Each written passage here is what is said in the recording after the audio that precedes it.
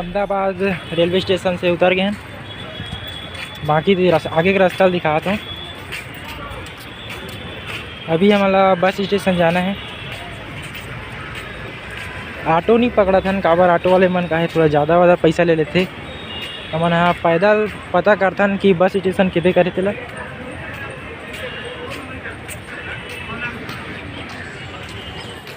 Railway station से सीधा auto पकड़ के bus station में आहन।